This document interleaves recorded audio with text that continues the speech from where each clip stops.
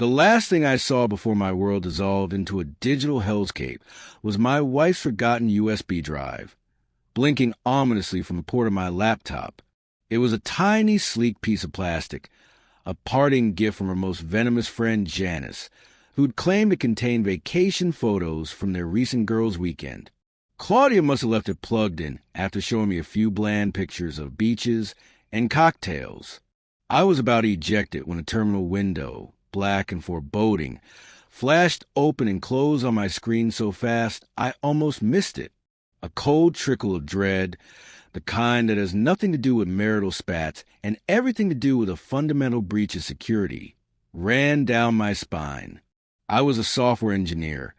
I knew a scripted execution when I saw one. My name is Mark, and for 6 years, I had built my life with Claudia on what I believed was a solid ground of mutual respect and love.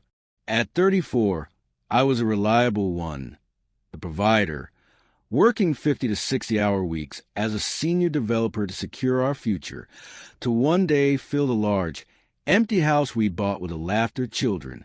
Claudia, 32, had chosen to be a stay-at-home wife shortly after our wedding. It wasn't a traditional arrangement forced upon her. She'd been disillusioned with her career in marketing, and I, flush with the success of a major project, had encouraged her to take a break, to find herself. I thought I was being supportive. I thought we were a team, two halves of a whole, building a life together. The truth, I would soon discover, was that I had been building a gilded cage, and I hadn't even noticed the lock clicking shut. The first cracks in our foundation didn't look like cracks at all. They looked like growth. Claudia, initially adrift in the sudden quiet of her days, found purpose in a new book club. It was her idea, a way to connect with other women. The core members were Janice, recently divorced and wielding her bitterness like a finely honed blade, and Rumi, whose real name was Amelia, but who earned her nickname through a perpetually shifting roster of live-in boyfriends. Rumi was a vortex of drama, her life a constant soap opera that she narrated with gleeful, gossipy energy. I was happy for Claudia. She was making friends, getting out of the house. But the woman who returned from those evenings was subtly altered. The conversation started to shift. Our once easy banter was now punctuated with new, clinical phrases that felt foreign on her tongue. Emotional labor, weaponized incompetence, the mental load. She watched me loading the dishwasher, a task I'd done for a decade, and sigh, "Optimization is all wrong, Mark. You're just creating more work for me later." She began charting our interactions in journal, noting times I seemed dismissive or failed to validate her emotional state. Our home, once a sanctuary, was becoming a field study for a social experiment I hadn't consented to join. The tension built like atmospheric pressure before a storm. It culminated on a Tuesday night, a day I'd spent wrestling with a catastrophic system failure at work. I came home exhausted, my mind still buzzing with code. I'd left a single coffee mug in the sink that morning. It became the focal point for all her simmering frustration. "This," she said, holding the mug like a piece of evidence in trial. "This is what I mean. You just assume I'll clean up after you. You don't see me. You see a service." I was too tired for a fight. "Claudia, it's a mug. I was running late. I'll get it later." "That's not the point," she cried, her voice cracking. "The point is the assumption. The point is that my entire day is spent managing your mess, your schedule, your life. What about my life, Mark? What about me?" Frustration, sharp and acidic, rose in my throat. "If you're so unhappy being here, if you feel so unappreciated, then maybe you should get a job. We can split all the chores right down the middle, 50 to 50. Then you'll see what a 60-hour work week really feels like." The silence that followed was heavier than any shout. The color drained from her face. I had taken her deepest insecurity, her loss of identity, and weaponized it. I had confirmed every poisonous thought her friends had planted. "I see," she whispered, her voice dangerously calm. "So that's what you really think of me? That I'm lazy? That I don't contribute?"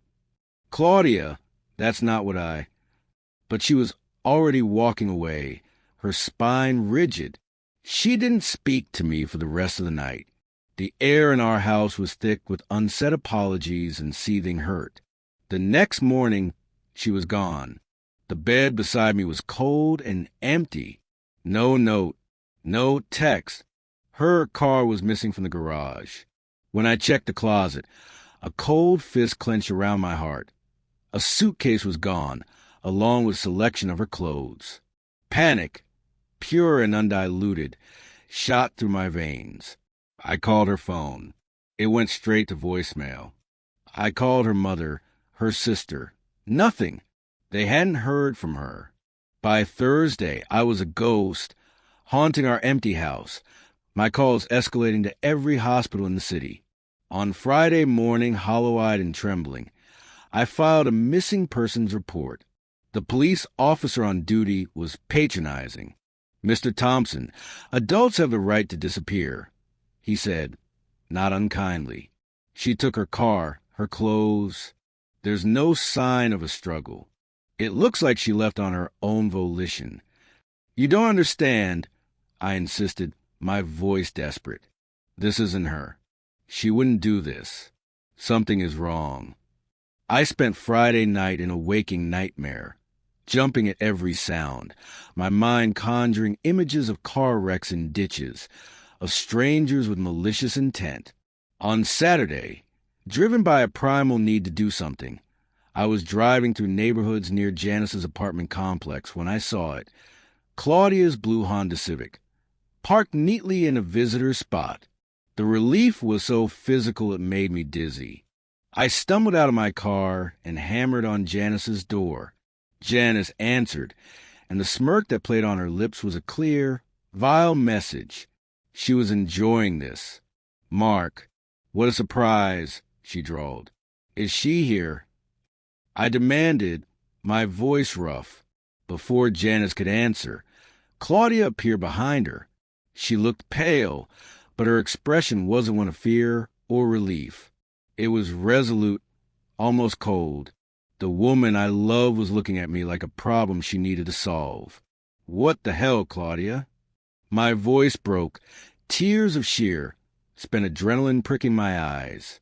"For 4 days, I thought you were dead. I thought you were in a ditch somewhere." Her response was a bucket of ice water. "I needed you to understand, Mark. I needed you to feel what it's like to have your world vanish without a trace, to be truly alone, to have the structures you depend on just disappear." We drove home in a silence, so profound it felt like a physical presence in the car. The conversation that followed in our living room was a clinical dissection of our marriage, led by her, using phrases that felt rehearsed. "I am your wife, not your domestic manager," she stated. "The panic you felt these last few days? That a fraction of the existential dread I feel every single day. My identity has been erased. I'm just an extension of you. Mark's wife, the person who does your laundry." I was devastated. "Claudia, I love you. I never meant to make you feel that way. If you felt this way, why didn't you just talk to me? Really talk to me?" "I tried," she shot back, her calm fracturing for a moment. "You never listened. You just nod and go back to your screens. This was the only way to get through to you. You had to experience the consequence of your neglect." Neglect. The word was a punch to the gut. I worked myself to the bone for us, for her, making me believe she'd been abducted or killed to prove a point about emotional labor seemed like a grotesque, monstrous overreaction. I had missed work. I had barely slept. I had exposed my rawest fear to police, to her family, to myself. In my confusion, I turned to the anonymous void of the internet, posting my story on a forum. The comments were a whirlwind. Many labeled it textbook emotional abuse. Others were more nuanced. "Dude, she's been brainwashed. This has her toxic friend's fingerprints all over it. One comment from a user named Broken Radar stood out. This level of orchestrated drama isn't about feeling unappreciated. This is a field test. Someone is running an experiment on you, and your wife is both a lab assistant and a subject. Look for the cameras. Look for the cameras. The comment, combined with a memory of the flashing terminal window, sent a fresh jolt of alarm through me. It sounded paranoid, insane, but the seed was planted. I decided to talk to Claudia again, to push past the talking points. After a couple of days of tense coexistence, I sat her down. I apologized for my hurtful words during our fight. I looked her in the eye and described, in visceral detail, the sheer, unadulterated terror of those 4 days. I told her about calling the morgue. I told her about the nightmares. To my astonishment, the hard shell around her began to crack. A glimmer of the woman I married surfaced in her eyes, clouded with confusion and guilt. I didn't think about it like that, she whispered, her voice small. I was so focused on making you see my pain. I didn't let myself imagine yours. She took a shaky breath. It was Janice's idea. And Rumi, they said talking was useless. They said you needed a shock to the system. They called it a strategic disengagement. My blood ran cold. They planned this with you? She nodded, looking down at her hands. They helped me pack. They told me what to say. They said my reaction was proof of my liberation. A wave of fury washed over me, so intense it was blinding. These women had weaponized my wife against me. But the practical part of my mind, the engineer, was already whirring. A field test. Look for the cameras. Claudia, I said, my voice dangerously calm. This ends now. Are you going to cut them out of your life? Completely? The hesitation was brief, but it was there. They're my friends, Mark. What they did was wrong. I see that now. But their intention, they were trying to protect me. They saw how unhappy I was. I can't just abandon them. The hope I'd felt moments before curdled into despair. Their protection involves psychologically torturing me. They are actively, deliberately sabotaging our marriage. Your allegiance is to them, not to us. You're trying to control me, she cried, the script returning instantly. You're trying to isolate me from my support system. This is exactly what they said you'd do. It was a closed loop, a feedback circuit of poison. I felt a profound, weary sadness. I stood up. I can't do this, Claudia. I can't live in a marriage where a committee of divorced man-haters has more sway over my wife than I do. I went to our bedroom and packed a bag. She stood in the doorway, crying, begging me to stay, but the words were a mix of genuine pleas and recycled accusations from her friends. They said you'd run. They said you couldn't handle being confronted with the truth.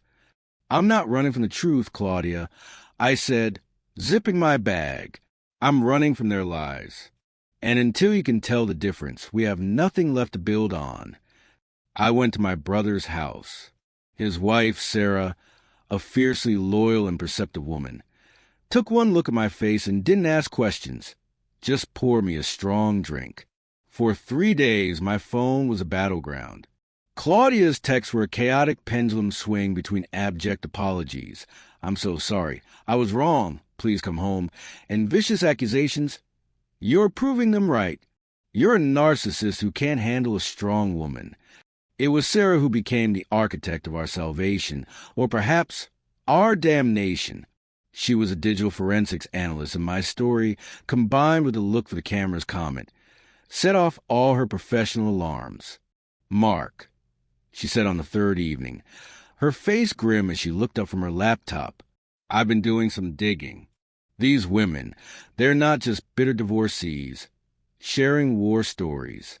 There's something more organized here. She showed me a private, heavily encrypted forum she'd managed to find a backdoor into, linked from a cryptic comment on Rumi's Instagram. The title of the main thread made the breath catch in my throat. Project Chimera, Lie Behavioral Analysis. The user, Hera Janice, was posting real-time logs. The timestamps corresponded exactly with Claudia's disappearance. Day 2, 1432. Subject exhibits marked increase in autonomic arousal. Pacing behavior observed. Vocal tone indicates high stress. Hypothesis, dependency model holding. Asterisk, day 3, 9:15. Subject engaged in help-seeking behavior. Contacting external agencies. This is a predictable response pattern, confirming baseline attachment anxiety. Data stream is consistent. Asterisk, day 4, 11 o'clock. Missing person report filed. A significant escalation. The abandonment terror variable is now confirmed. Footage from zones 1 and 3 is particularly compelling. Preparing for phase 2. Introduction of the rival. Data stream. Footage. Zones. The words were cold, clinical, and utterly terrifying. This wasn't a prank. This was a study. We were lab rats. Sarah's fingers flew across the keyboard. The server they're hosting this on has pathetic security. It's almost like they want to be found. She breached it.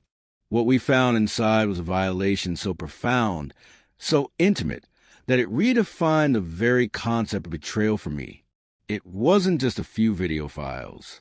It was a multi-terabyte archive, meticulously organized. Hidden camera feeds from every room in our house.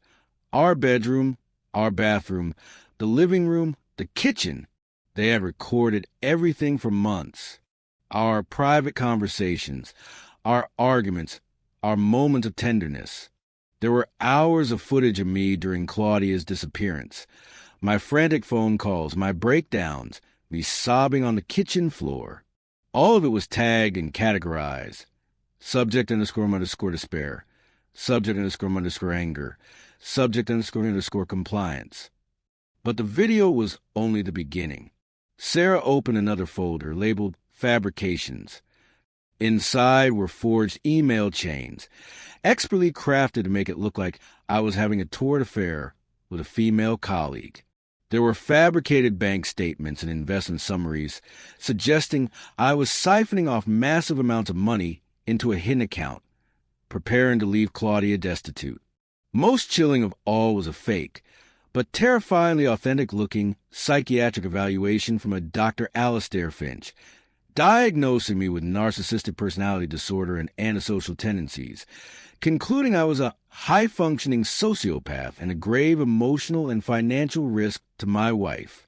This was the phase 2 they mentioned. They weren't just trying to teach me a lesson. They were building a cage of false evidence around me, designed to make Claudia believe she was married to a cheating, thieving monster. Her disappearance wasn't a lesson for me. It was a stress test designed to elicit a response that would confirm their fabricated profile. I drove back to my house, a cold, focused fury having replaced my earlier despair. Claudia was on the couch, wrapped in a blanket, her eyes hollow. She looked up as I entered, a flicker of hope in her gaze that died when she saw my expression. I didn't speak. I just opened Sarah's laptop and played the footage from our bedroom, from the night of our biggest fight. We watched ourselves, our most private, ugly moment, rendered in high definition. Then I opened the fake email, the fake bank statement, the fake psychiatric report. Her reaction was a slow-motion explosion. First confusion, then dawning horror as the scale of the deception became clear. Then a gut-wrenching, soul-deep shame.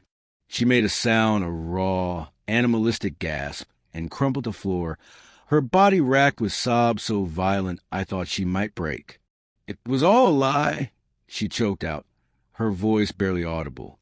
"The emails, Janice found them. She said she had a friend in IT. The money, Rumi said her boyfriend worked at the bank and saw the transfers. They showed me clips of you on the phone. They said you were talking to her. I thought I was losing my mind. I thought I was married to a stranger. She was hyperventilating. I knelt beside her, my own anger momentarily eclipsed by a staggering wave of pity. She hadn't been my tormentor. She had been their primary victim, their puppet. They had gaslit her on an industrial scale, feeding her a curated reality designed to breed paranoia and hate. Her strategic disengagement was, in her mind, an act of self-preservation from a husband they had convinced her was a predator. "I'm so sorry, Mark," she wept, clinging to my arm. "I was so stupid, so blind. I believed them. I let them into our home. I let them—" Her eyes widened in fresh horror as she looked at the laptop screen, at the camera feed from our bathroom. "I didn't know about these. I swear on my life, I didn't know about the cameras in the private rooms. They said they had a camera in the living room for my safety. In case you became violent." The final, monstrous piece of the puzzle clicked into place. They hadn't just painted me as a monster. They had set the stage for me to play the part, providing the evidence for the violent outburst they had predicted. It was a self-fulfilling prophecy of the most vile kind. We held each other on the floor, two survivors clinging to each other in the wreckage of a life demolished not by our own failings, but by a malicious, external force. The next 72 hours were a blur of grim, determined activity. With Sarah's expert guidance, we became a digital SWAT team. We cloned the entire server, backing up the evidence in multiple secure locations. We contacted a lawyer, a sharp, ruthless woman named Ms. Valdez, who listened to our story with a stony face and then said, "This is conspiracy, wiretapping, fraud, defamation, and psychological torture. We're going to bury them." She immediately contacted the FBI, as the crimes crossed state lines via the digital server. We decided to confront the trio, with Ms. Valdez advising us to record the call. We used a pretext, saying Claudia was having second thoughts about our reconciliation and wanted to meet. When they were all on the line, their voices smug and victorious, I began, "Janice," I said, my voice flat, "we found the Project Chimera server. We have all of it. The videos from our bedroom, the forged emails, the fake psychiatric report from Dr. Finch." The silence on the other end was absolute. Then Janice laughed. It wasn't a laugh of someone caught. It was a laugh of a researcher whose hypothesis has been proven correct. "Fascinating," she said, her voice devoid of any human warmth. "The subjects have breached the containment. The data on countermeasures and exposure response will be invaluable. You've just completed the final phase of the experiment, Mark. Thank you for your contribution." Her words were more chilling than any confession of guilt. We were just data points to her. We handed the recording, along with terabytes of evidence, over to the FBI. The fallout was nuclear. Arrests were made.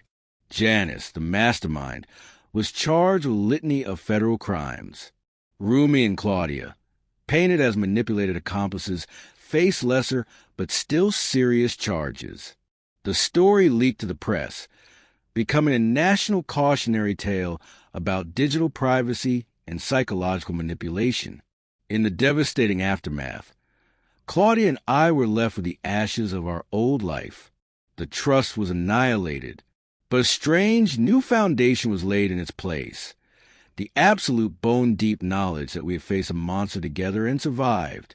We both entered intensive therapy, individual to deal with the profound trauma, and couples counseling to learn how to communicate without the ghost of Project Chimera in the room.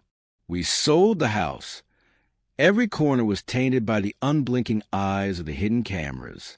We moved to a new state, a place with no memories. Claudia, with my unwavering support, enrolled in a graduate program for clinical psychology.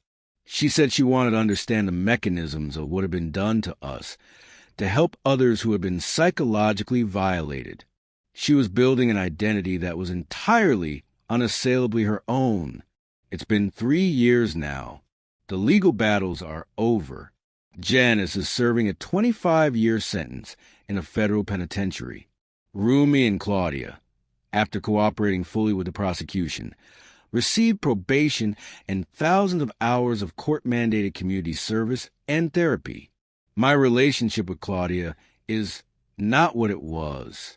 The easy, blind love of our early years is gone, a casualty of the war we endured.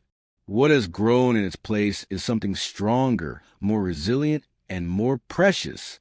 It is a love born of shared survival, of looking into the abyss together and choosing to walk away, hand in hand. We communicate with a radical honesty that is sometimes painful but always true. The scar from betrayal is a permanent part of our shared skin, a map of the hell we traversed. But it no longer pains us. It reminds us of what we lost and what we fought to get back.